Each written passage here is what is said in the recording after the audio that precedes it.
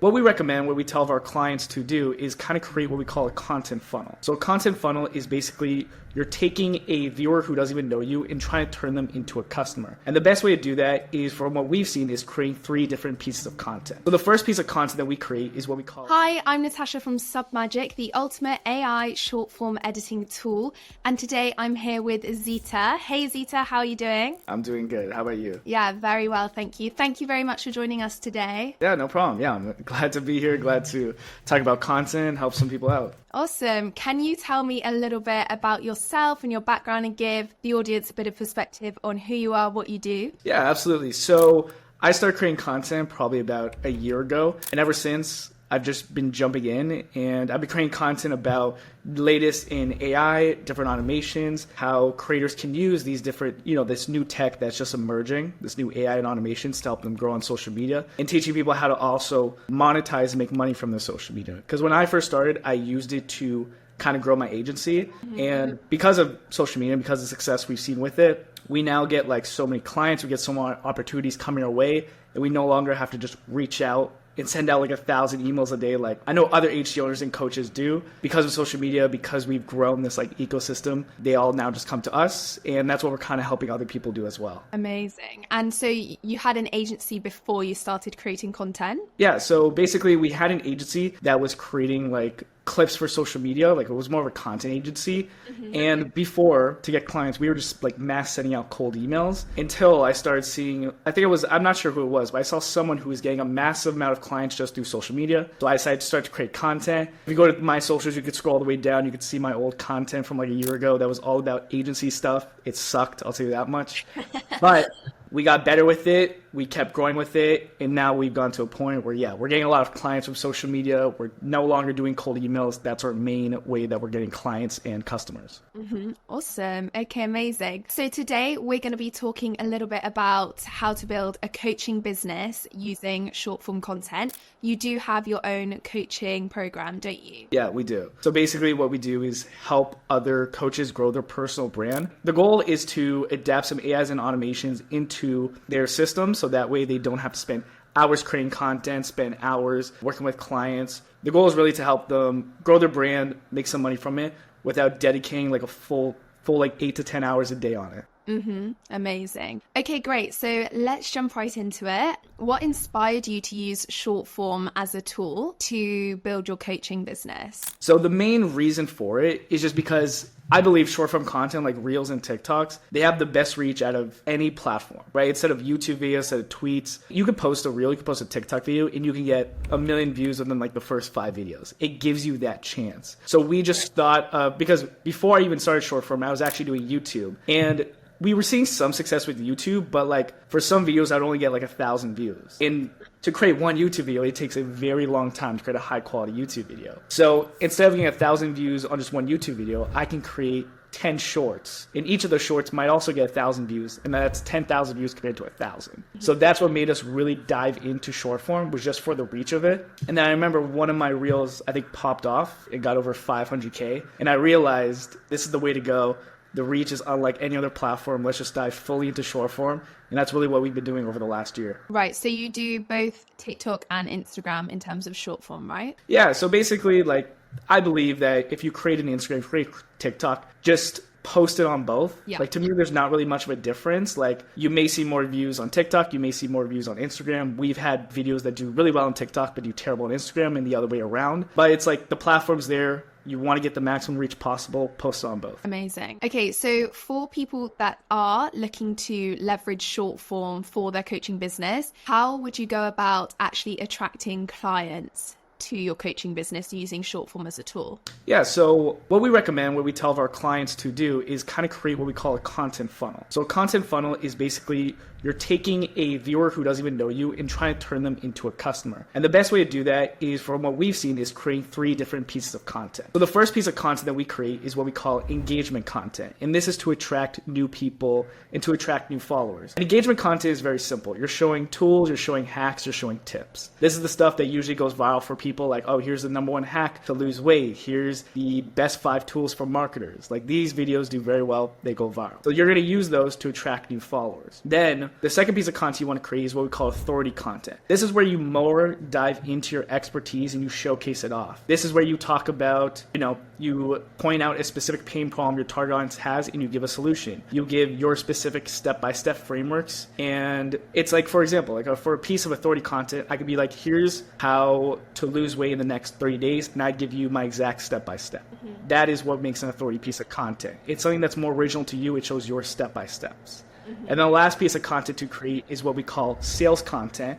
And sales content is just showing your results, your client results, showing off some testimonials, and basically telling people, hey, if you want similar results, book a call with us, click the link in bio, do some sort of CTA. So basically this content funnel is engagement content will attract new followers, authority content will turn your followers into true fans, and then sales content will turn those true fans into actual customers. Amazing. And you mentioned kind of creating original content there. You say that plays a part in gaining trust and credibility as a coach. Yeah, I believe in having your own, what we call a unique mechanism, like having your own system, like your own name for your system, instead of just saying, here's 5 steps to lose weight. You could say, here's our weight loss maximizer system that helps clients lose 30 pounds in the next 45 days. Having your own unique mechanism, having your own unique step-by-steps and frameworks just positions you different from the rest of the market. And that makes you seem more original. It makes you seem like you have your own system in place. It just makes you seem more of an expert. Amazing. And I know that a lot of aspiring coaches may struggle to kind of find their unique voice and things like that. How would you advise aspiring coaches to go about actually positioning their voice and kind of differentiating themselves and things like that in a kind of saturated market? I think first of all, it takes time,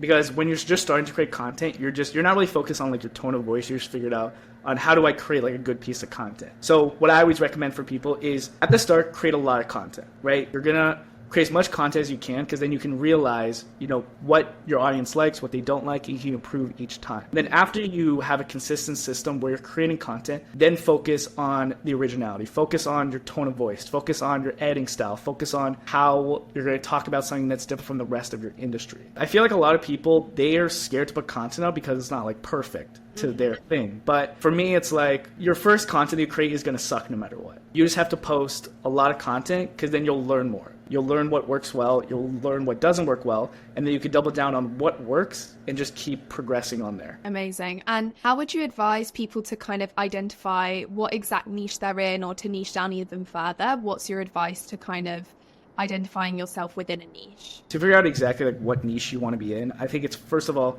figure out the kind of people that you want to help. So who is your target audience? That will help figure out your niche. And figure out what we call also your content pillars. So your content pillars are the 4 main topics that almost all the content you create is going to be centered around. So as an example, I'll talk about my content pillars. My content pillars are automation, AI. It's about content creation tips. It's about growth tips for how to grow on social media, and also how to make money on social media. And my niche is all about people that want to grow on social media, and those are typically creators, coaches, consultants, business owners, and people that want to make money from it using AI or automations. So figure out who's your target audience, figure out your content pillars, and then you'll naturally just understand. And from even writing it out, you'll see the exact kind of people that you should create content for and that you should possibly work with as well. And for an individual, let's say they want to get started, but they're starting from zero, starting right from scratch, do you think it should be something that you already know a lot about before you decide that you want to be a coach? How would you position that? To be a coach, I don't think you have to be an expert in the thing you're talking about. For me, to get a coach, you don't have to take someone from 0 to level 10. To be a good coach, you could take from someone that doesn't know anything to level 4, right? You don't have to be an absolute expert in your space. As long as you know, I would say, above average or considerably more than the average person, you can be a coach. Alex Hormozi is one of the biggest people in the space, right? I'm not teaching people to go from 0 to, let's say, people just want to make money online, to Alex Hormozi. I'm teaching people how to make the first 10 to 20K online from their personal brand social media. So you don't have to be an expert level business owner. As long as you're passionate about something, as long as you're diving into a topic and keep learning, you can be a coach, you create content, you get clients, and you can make this a full-time business for yourself. Okay, talk to me a little bit about consistency. In this interview series, almost everyone I've spoken to has mentioned consistency as a key point for success. Where are you at with consistency? What are your thoughts? number one, for content, it's extremely important. I've seen a lot of people, I've worked with a lot of people usually quit social media if they don't have like a consistent schedule for posting or a consistent schedule for creating content. So what I always recommend to people is like, figure out how much content you can post a week, right? A lot of people say, hey, post one time a week. Sometimes for some people, they can't do that because they just don't have the time, which I understand. But try to post like your optimal amount. So if your optimal amount is 4 or 5, post that a week. But you need to be consistent with it and you need to have a plan. Like for me, I search up content ideas on Sunday, I script them out on then Wednesday, I film them on Friday. Like those are my 3 days that I automatically, like I know that's exactly what I'm going to do. So as long as you have a schedule where you're creating content and you're consistently posting, you should be able to grow. Because if you're posting again for like 4 times a week for the first 3 weeks, then that drops to 2 or 1, and then you go back to 4 and it drops again, that's just not the way to grow. You got to be very consistent. You do want to put high quality content out, but the quantity also matters as well. For sure. So aside from your schedule, your Sunday, Wednesday, Friday, what rhythm have you found in terms of posting short form content to attract potential clients, grow your coaching business, etc.? What is the kind of output ratio that you found is like a good level of success for you? I used to post like every single day, but even for me, that got a lot because like I'm someone at this point where I really want to focus on quality. And what I realized to create high quality for me, it's like 4 times a week is usually good for me. Like, I'm posting 4 times a week. I'm posting usually on Monday, Wednesday, Fridays, and usually Saturdays. Like those are my times I'm posting every single week, and that's fine with me. But that's only short form. We also have different avenues. So we're sending out one email, we're doing a carousel post, we're doing stories. Basically, we're taking the short form content, we're repurposing it, so we're not creating all new content. And that way we're posting almost every single day. But for short form specifically, yeah, right now for me, it's like 4 times a week, and that's like my optimal amount. I think that's really important, being able to like reflect on, okay, this is what we have been doing, this is what works, and this is what we're going to shift or do more of, less of, etc. For coaching businesses that are already up and running, what is your advice to kind of being consistent on social and still growing your coaching presence on social while actually offering your coaching services or business? It comes in like your custom scheduling, I would say. So what I would do is like, again, figure out the exact days you want to create your content. If you want to come up with content ideas one day, do it that one day. If you want to script one day, do it that one day. Like time block it out. That's exactly what we do. That's exactly what we recommend all of our clients to do. Time block the content idea scripting and filming out. Then the rest of the time, you can then focus on actually fulfilling your coaching clients, working with them, helping them get results. But it shouldn't be just like, oh, I have some time today, so I'm going to film right now. Like that's a bad way to go about it. So always time block it out. Give yourself more time than you need because usually it does take more time. And in that way, it'll help you actually create the content, be consistent, post consistently while still working with your current clients. Okay. We know that engagement plays a really key factor into kind of your account success and health and things like that in the algorithm. How do you strategize boosting your engagement rates, being interactive with your potential clients and things like that? Yeah, so for engagement rates, I would say the main ones I look at specifically is I usually look at video saves, comments, and watch time. From what I've seen, almost all of my videos that have gone viral actually have more video saves than likes. So what that tells me is that for my content, I always think, is this good enough where someone's going to save the video to watch later because of the value? So that's probably one of the main ones I look at. Then for comments, well, there's this new thing you've probably seen all over Instagram where people are telling you to like comment a keyword to get like a free resource, right? Yeah. Using like a ManyChat auto DM. That's now become like a huge thing. So you can use that to actually boost your comments way more, which I definitely recommend people to do, but don't do it all the time because obviously your audience might get annoyed from that. Right. But then the other thing to look at is definitely watch time. Right? Whenever I look at my videos, I look at watch time because watch time will tell you if the hook, right, drew the person in, the second sentence after the hook, which I think is just as important also. So looking at those different metrics tells you a lot about your content and will tell you what needs to change, what needs to be improved. And you'll even see why a video like popped off. Like you'll see analyze the metrics there. You'll see maybe the video saves are a lot more. Maybe the watch time was a lot more. Maybe the video saves a lot more than your original. And you kind of break down that piece of content. You figure out, okay, why did it get shares? Why did it get these saves? Why is the watch time more? And then from what you learn, optimize that for the content that you're going to be creating in the future. And each video kind of has like a lifetime, doesn't it? Where it's either going to perform or not perform, and then you'll see. And if it's a viral viral video, then that will kind of extend the lifetime of the video. Yeah, it's very interesting because there's been times where I've had a video where I've posted and it did like decently well, but then it'll be like, oh, 2 months later, it'll start popping off randomly. So just never delete your videos because any video just randomly can just pop off. I don't think anyone knows the reason why. Maybe someone new saw it, then shared it, and then maybe someone shared it after that, and it like goes down this line, and that's why it popped up again. Your guess is as well as mine why it went viral again. Got it. Okay, tell me a little bit about what you do, what your key strategies are for coaches to kind of maximize their reach and visibility and the chance of that virality. I think a lot of people talk about like hashtags, trending sounds, and all that. And I think those do matter a little bit, but it's not going to be like what makes or breaks your video. At the end of the day, I truly believe it just comes down to like the quality of the video. Is the information good? Did you hook them in? Does the sound sound good? Because a lot of people don't realize like audio really does matter. If the audio is off just by a little bit, people will scroll. So it's ensuring that your content piece is as high quality as possible. That's like the best advice I can give for actually getting your video to go viral. I don't really believe in these like hacks of like, I think SEO does matter a little bit, but like hashtags, trending sounds and all that, I don't really think that matters. From what I've seen is like the videos that I can go back and I could be like, these are really good videos. Those videos have done well. So it's just the quality of your videos. If you create a high quality video, it should do well.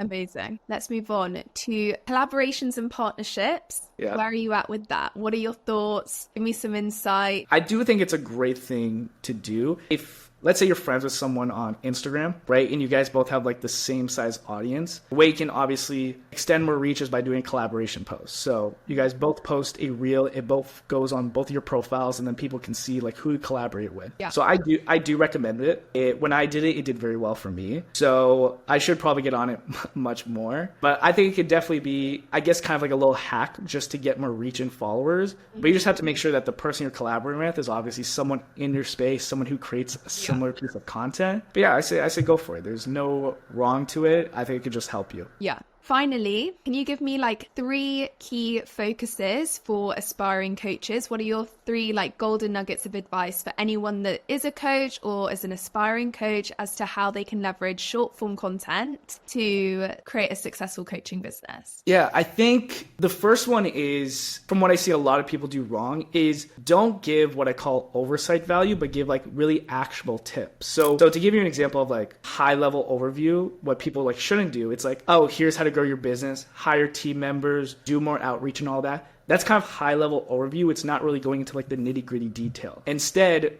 give actual tips. It's like what you should do is get more leads or reach out to more people. And the way to do that is like you could use this software that can find leads for you. It'll send emails out. That way people can then check out that software right away and try it out.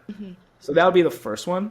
The second one that I would focus on is just focus on, once you're starting, focus on quantity over quality, because I have a huge belief that just create a lot of content at the start. That's the only way to actually get better at creating content. Instead of focusing on creating the perfect content, you will eventually create the perfect content when you start just pumping out a lot of content at the start. That's what I did. And then I got way better by seeing like what sucked, what did good, and just optimizing from there. And then the third one I would go with is, I think to get more sales, you also have to show your offer a lot if you're a coach. Don't be afraid to talk about your offer. People talk about their offer too little, and that's why they don't make enough money. What I recommend, I talked about this before, sales posts. Talk about your result, client result. Create that once a week, once every 2 weeks, and post it. Post it on your story. Create a carousel post. Just talk about your offer a lot more than you think. Because even though you think you're bringing your audience with this offer, the truth is only a small percentage of your actual following actually really see your post. I think it's like less than 50% will actually see your post.